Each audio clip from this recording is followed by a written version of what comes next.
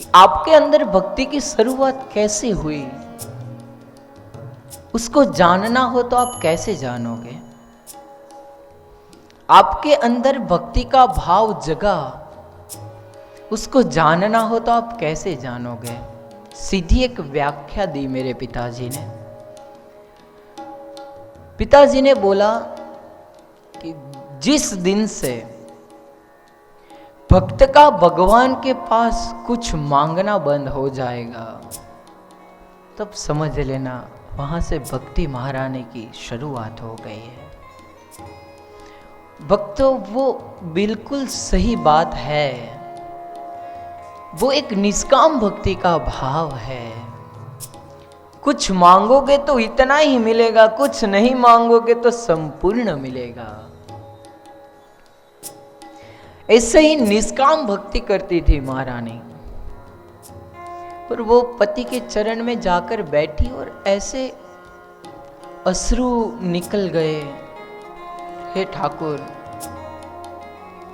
मेरे स्वामी जी क्यों भक्ति नहीं कर रहे।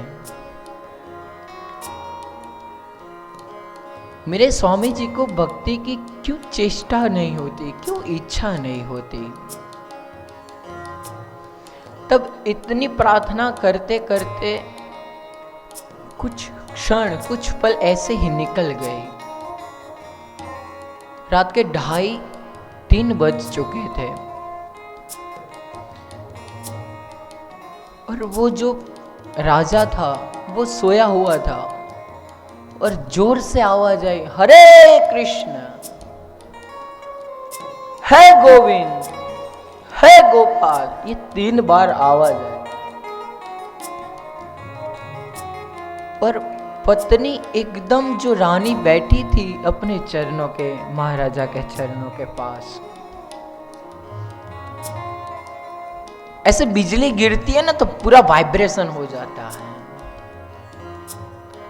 ऐसे ही भक्त राजा के अंदर एक बिजली उत्पन्न हो गई हरि नाम संकीर्तन की। राजा पहले से करता था, भगवान का स्मरण ही करता था, लेकिन वो जताता नहीं था, दिखाता नहीं था, वो किसी को बताता नहीं था।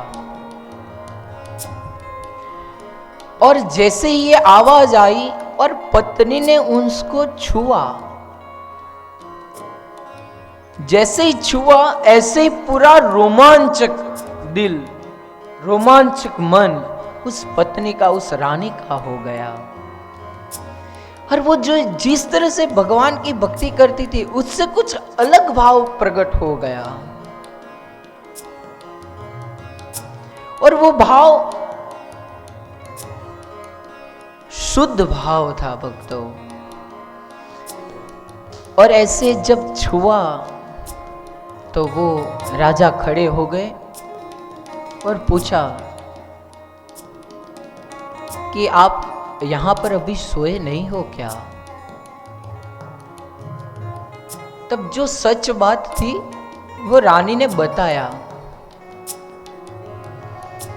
कि प्रभु, मैं आपके लिए भगवान से प्रार्थना कर रही थी, लेकिन आपकी भी अभी मैं दासी हो गई। आपकी भक्ति श्वास श्वास पे चल रही है प्रभु। मैं आपके चरण को छू के धन्य हो गई हूं। तब वो राजा को ये भाव हुआ कि मेरी भक्ति का मेरी पत्नी को पता चल गया तो मेरे प्रभु भी कितने हैरान हो जाए होंगे। बस यही स्मरण करते करते, ठाकुर जी का स्मरण करते करते उन्होंने देह का त्याग कर दिया राजा ने। और फिर वो राजा के वियोग में जो सती थी, जो रानी थी, वो भी राधा चरण आश्रित बन गई, उसका भी भाव करते करते। इसीलिए जब भी हम गुरु के पास जाते हैं तब कितने भी भाग्य हमारे बुरे हो, लेकिन गुरु जिसको ठहरा सकता है उसे भगवान भी हटा नहीं सकते। एक बार गुरु ने बोल दिया तो समझो आपका बेड़ा पार हो गया। एक बार गुरु ने ऐसा कह दिया कि बेटा जा, तुम्हारा ये काम हो जाएगा। और जो सच्चा भक्त निष्काम होके बैठ जाएगा, कुछ संशय किए बिना बैठेगा, तब समझो उसका काम पूरा हो गया। इसीलिए कोई भक्त गाता है,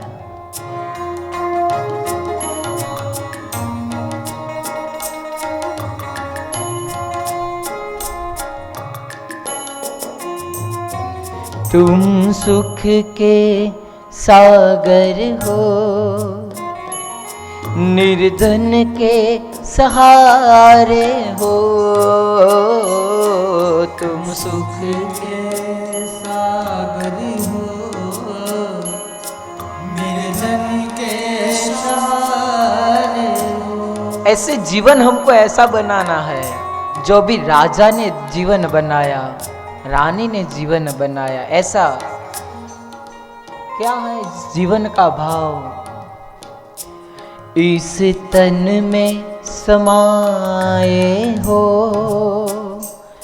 मुझे प्राणों से प्यारे हो। इस तन में समाये हो, मुझे प्राणों से प्यारे हो। जब इस तन के अंदर गुरु जी का रोम रोम में व्याप, गुरु जी का दिया हुआ मार्ग रोम रोम में व्याप जाएगा, फिर क्या होगा? नितमाला हो, नितमाला जपू तेरी, नहीं दिल से भुला देना। गुरुदेव दया मुझको अपना लेना। गुरुदेव दया करके मुझको अपना लेना। मैं शरण पड़ा तेरी, चरणों में जगा देना। गुरुदेव दया करके मुझको अपना लेना।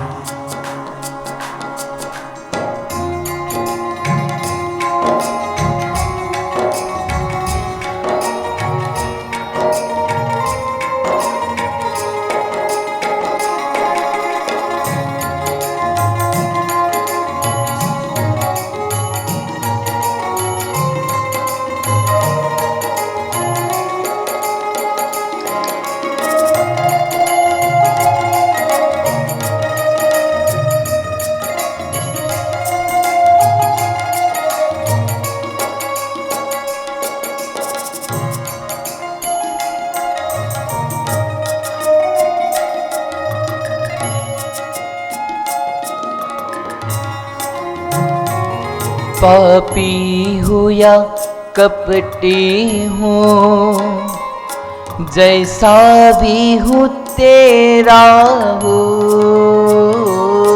पापी हूँ या कपटी हूँ, जैसा भी हूँ तेरा हूँ। घर बार छोड़ कर मैं इस जीवन से खेला हूँ। घर बार छोड़ कर मैं इस जीवन से खेला हूँ। गुरु जी के चरणों में जाते हो, गुरु जी को एक प्रार्थना करना, हे गुरुदेव, पापी हूं मैं इतना ही कपटी हूं, लेकिन जैसा हो गुरुदेव आपका हो।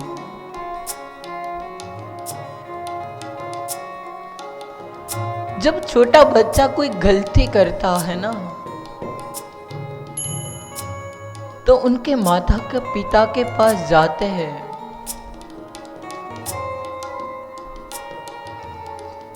तब कितना भी दोष वो बच्चे का होता है, लेकिन माता पिता के पास में वो शून्य हो जाता है, क्योंकि माता पिता का हृदय कोमल होता है। ऐसे ही गुरुदेव के पास जाके अपने को एक भाव प्रकट करना है कि गुरुदेव, मैं इतना पापी हूं,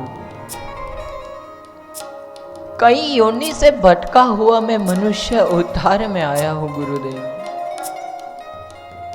कपट कितना किया, कपट लोभ लालच के अंदर आए सभी कपट मैंने किए हैं गुरुदेव, लेकिन जैसा हूं आप ही का हो ना। अब बस सत्य मार्ग का पथ आपने बताया है गुरुदेव, तब आपका ही एक फर्ज है कि हमको कैसे तारना है, कैसे हमको इस भाव से तारना है। घर बार छोड़कर बस प्रभु आपके चरण में ही अब रहना है। बहुत थका, हर योनि में भटकते भटकते भटकते पूर्णतः थक चुका हूं। ऐसा ही भाव प्रकट करना है और कहना है, पापी हूं या कपटी हूं, जैसा भी हूं तेरा हूं। पापी हूँ या कपटी हूँ, जैसा भी हूँ तेरा हूँ। घर बार छोड़ कर मैं इस जीवन से खेला हूँ। घर बार छोड़ कर जिस जीवन से खेला। और गुरु जी को प्रार्थना करनी है क्या? दुख का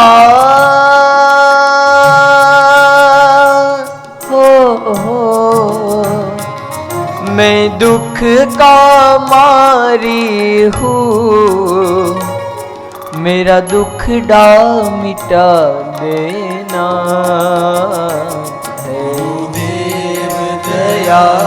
करके मुझको अपना गुरुदेव दया करके जय हो गुरुदेव। अपना जय जय गुरुदेव, जय जय गुरुदेव, जय जय गुरुदेव, जय जय गुरुदेव, जय जय जय गुरुदेव, जय जय गुरुदेव, जय जय गुरुदेव, जय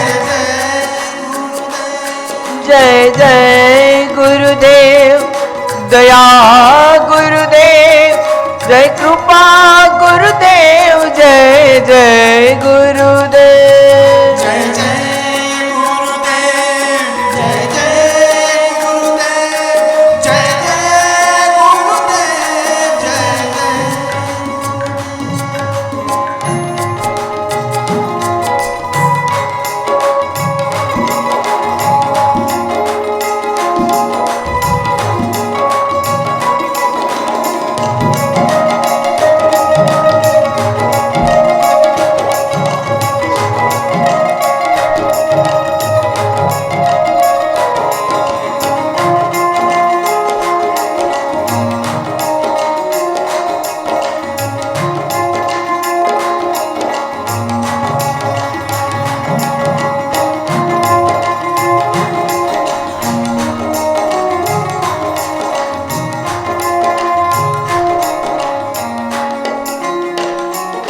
मैं सबका सेवक हूँ, तेरे चरणों का चेहरा हूँ।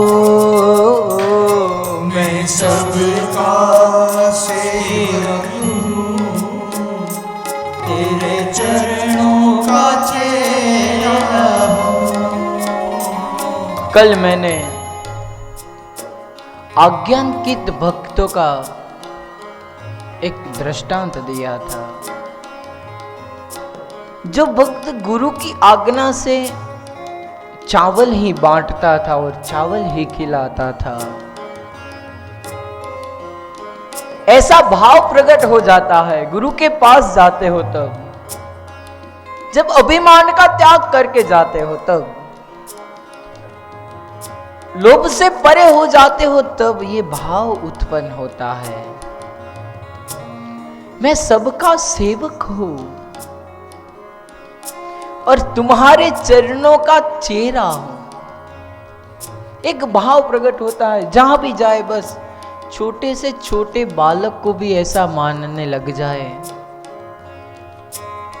कि आप हमारे बड़े आज्ञांकित हो, आव्कार्य हो, तब समझना कि गुरु की कृपा की दृष्टि आप पर संपूर्ण तब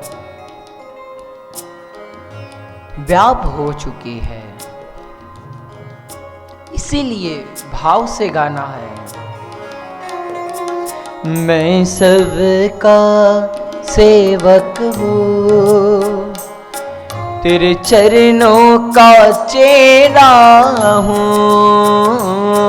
मैं सबका सेवक जय हो गुरुदेव, तेरे चरणों का चेहरा हूँ। नहीं नाथ भुलाना मुझे, इस जग में अकेला हूँ। नहीं नाथ भुलाना मुझे, इस जग में अकेला हूँ। नहीं नाथ भुलाना मुझे, इस जग में अकेला हूँ। नहीं नाथ भुलाना मुझे, इस जग में अकेला हूँ। कई योनि से भटकते हुए बड़े भाग मानुष तन पावा, बड़े भाग्य से गुरुवर हमारा जन्म इस देह में हुआ है कि जिस देह से प्रभु का शरण आग्रह कर सके, प्रभु के शरण में जा सके। ये सब जानकर अब बस कोई आस नहीं रही गुरुवर, क्योंकि बस इस जग के अंदर मैं अब अकेला हो गया हूं। ये मोह माया रूपी जगत पूर्ण रूप से माया के अंदर, उसकी बावरे के अंदर भटक चुका है। इस माया से हमको बचा लेना गुरुवर। तभी भक्त कहता है, नहीं नाथ भुलाना मुझे, इस जग से अकेला हूँ। नहीं नाथ भुलाना मुझे, इस जग में अकेला हूँ। तेरे दर का भिखारी हूँ, तेरे दर का भिखारी हूँ। मेरे दोष मिटा देना गुरुदेव दया करके मुझको अपना लेना। गुरुदेव दया करके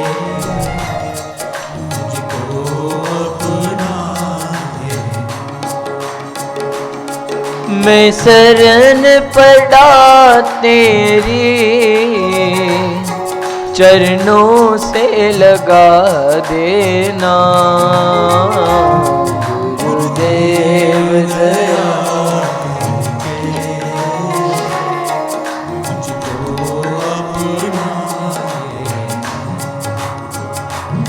जय जय गुरुदेव, जय जय गुरुदेव, जय जय गुरुदेव, जय जय गुरुदेव, जय जय गुरुदेव, जय जय गुरुदेव, जय जय गुरुदेव, जय जय गुरुदेव। दया करो गुरु कृपा करो, हम दिन पर गुरु पर दया करो। जय जय गुरुदेव, जय जय गुरुदेव, जय जय गुरुदेव, जय जय गुरुदेव। हम कृपा करो तुम दया करो, इस पतित को तुम अब पावन करो। जय जय गुरुदेव, जय जय गुरुदेव, जय जय गुरुदेव, जय जय गुरुदेव। जय जय गुरुदेव, जय जय गुरुदेव, जय जय गुरुदेव, जय जय गुरुदेव, जय जय गुरुदेव। ऐसा भाव करके गुरु के चरण में जाना है। मैंने बोला अभी कि जब सूर्य देव का आगमन होता है ना, तब वो न तो देखता है दीन और न देखता है अमीर, सबको एक प्रकाश के अंदर आवृत कर देता है। हमको तो बस ऐसा भाव लेकर गुरु के पास जाना है। अब भाव से जाओ कभाव से जाओ, गुरु अपना तो लेगे ही। लेकिन आपको जिसके लिए जाना है वो आप निश्चिंत करके जाइएगा। आपकी दिशा एक होनी चाहिए, दिशाहीन मत होना, क्योंकि सच्ची दिशा गुरु के चरण में जाओगे तब ही मिलेगी। इसीलिए भगवान को चिंता रहती है, हम यहां पर थे। भगवान को चिंता रहती है कि जो उनका भक्त हो, अवलंबनों पर आश्रित जो साधक है, जपी है तपी है, उनकी कोई उनको चिंता नहीं रहती। उनको अकेलापन नहीं लगता।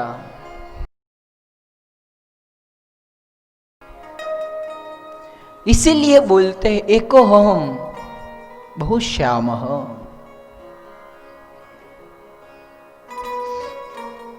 अपने भक्तों के साथ बहुत से रूपों में मैं विहार करता हूं। स्वयं भगवान ये बोलते हैं, अपने भक्तों के लिए मैं कई जगह बर्तन बांझता हूं, कई जगह भक्तों का काम मैं करता हूं, कई लीलाओं का रसपान कराता हूं, कई क्रीड़ाएं हैं, कूदता हूं, खेलता हूं। भगवान मानव रूप से भक्त का प्रागट्य कराते हैं तो दो भाव से कराते हैं भक्तों। एक है भक्तों के साथ क्रीड़ा करना, और दूसरा जो संतो है, जो भगवान का लीला का वर्णन करते, सब पतित को पावन करता है, वो कथा श्रवण कराने का। वैसे ही भगवान दो के भाव में रहते हैं।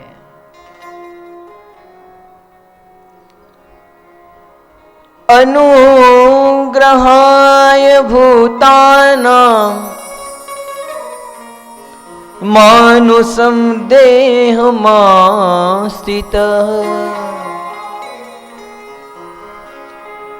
भक्तों के लिए स्वयं भगवान अवतार लेके आते हैं।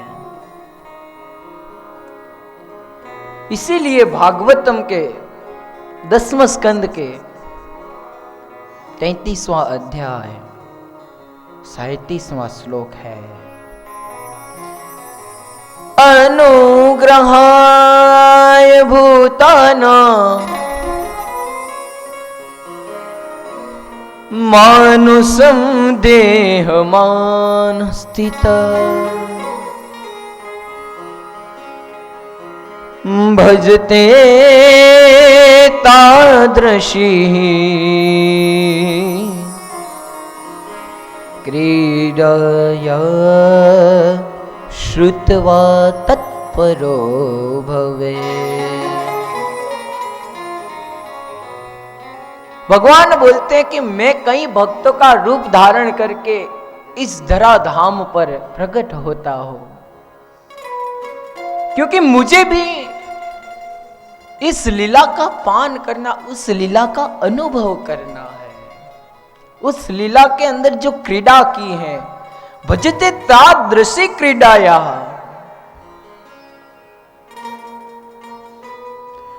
जे क्रीडाओना। अभी मैं गुजराती थोड़ा बोल लूं, बाद में आपको हिंदी तो देगा हूं।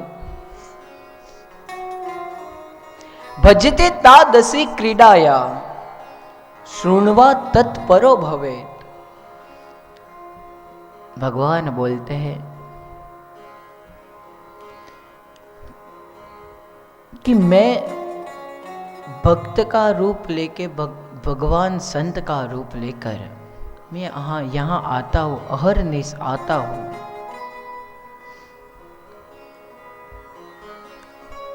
ताकि मुझे अपनी लीला का श्रवण हो सके, अपनी लीला का अनुभव हो सके।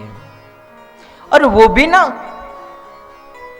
भगवान बड़े भाव से कराते हैं,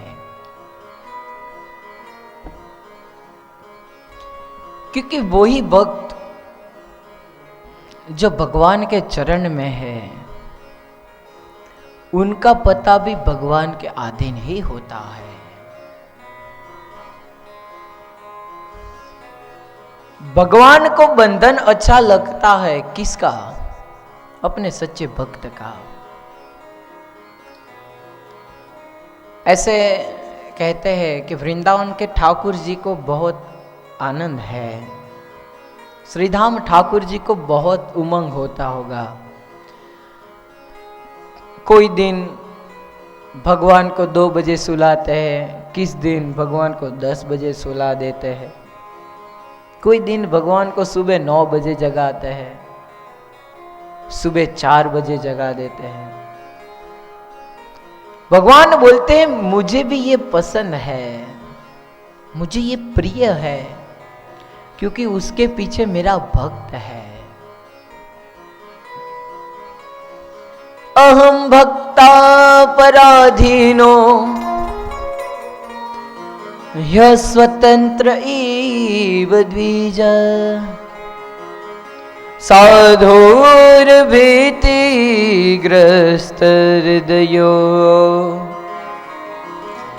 भक्तेर्भक्त जन प्रिय।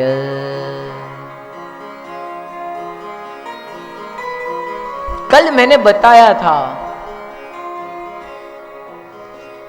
कि भक्तमालिनीकार, भक्तमाल रचयिता श्री नाभाजी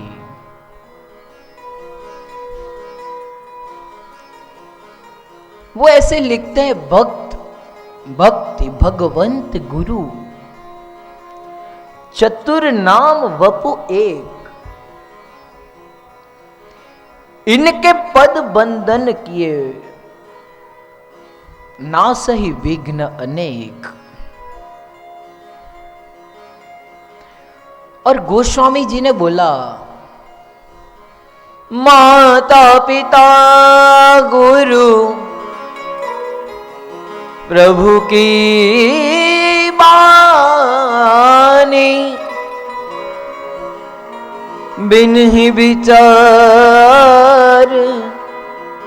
करिए शुभ जाने।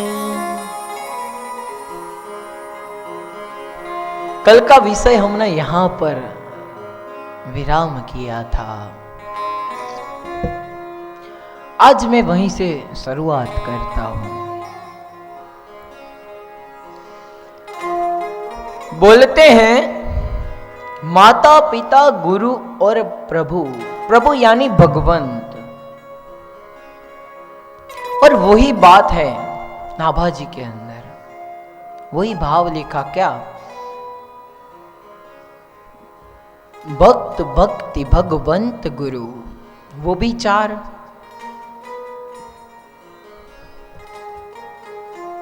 ये भी चार, वो भी चार। माता का कर्तव्य क्या है, वो बच्चे को जन्म देती है। देखो ये परस्पर एक बीजा पर स्वावलंबी होते हैं, एक दूसरे के अधीन होते हैं। परस्पर सबका मिलन है। माता और पिता ने, माता ने जन्म दिया,